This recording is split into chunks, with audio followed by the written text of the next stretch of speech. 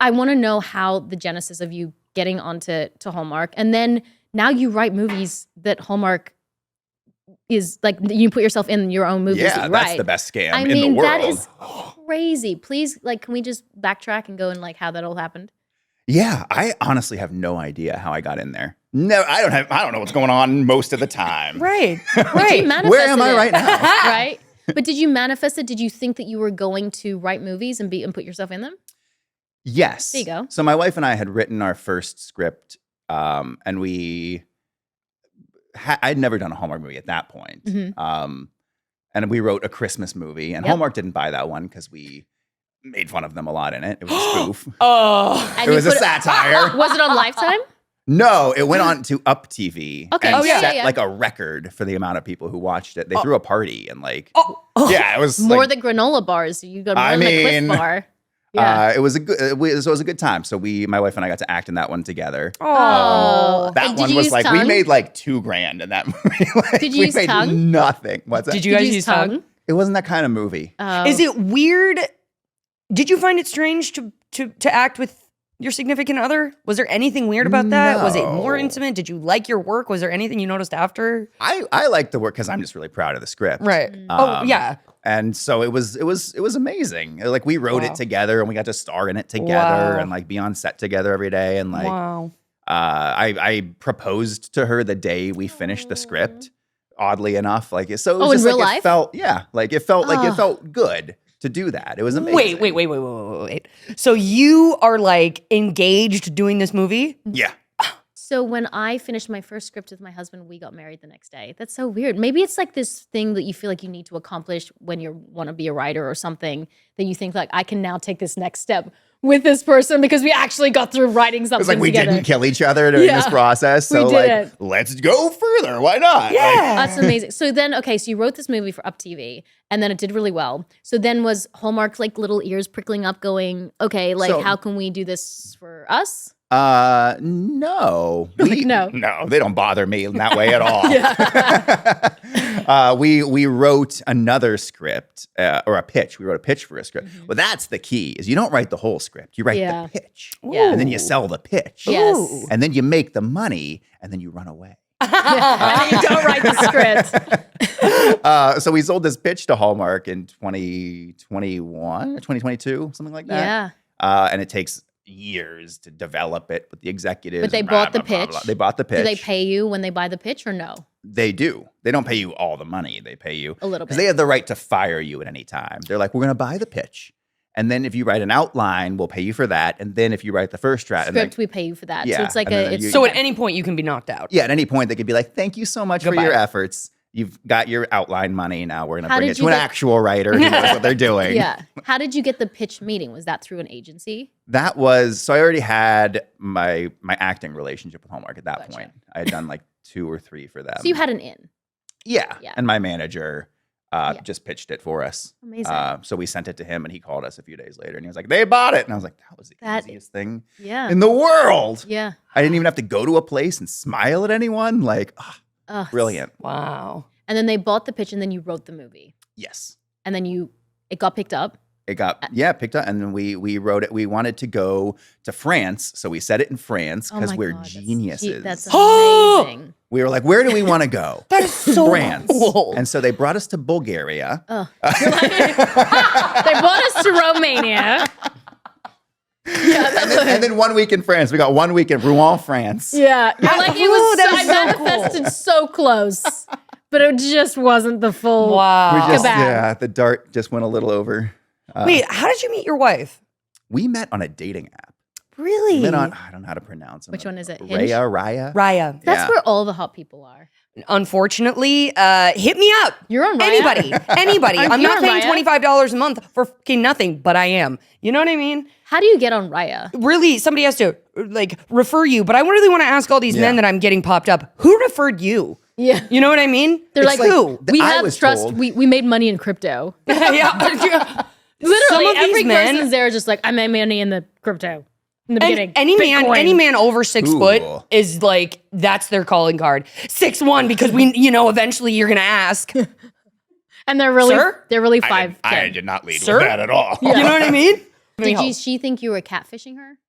No, because you have to like on Ray, you're like verified. Like it links to your Instagram. Google, and then she can Google you. We actually had a lot of mutual friends and just didn't know each other. We had been in the same place at the same time a few times. Yeah. Like, kind of like you and I. We just never really met. Right. But how you doing? Hey, it's those incestuous circles though that you like, you know what I mean? Are in and you don't even know. She like asked her friends about me and they like mercifully lied to her and told her that I was like a decent human being. Right. Who wasn't gonna like do anything terrible. Right. Yeah. And were you on Pretty Little Liars at the time? This was like 2016. So like at the end of it. Yeah. I think I had already finished my last season. How long were you on Raya before you found this angel? No, but really. I was on for a while. He's like a 4 year, days. maybe. A year? She was like $25 a month single. for a year. She had like just signed up for. I was like her second or third date, and like snatched her up off the market. Damn. Yeah. I need to find a model that's only been on there for a couple. Yeah. Oh my God, I'm about to be that discount shelf. Did you ever date anyone on the show that we don't know about? You don't have to say who. Like, was there any? Because we were just saying that no one ever tried to date us.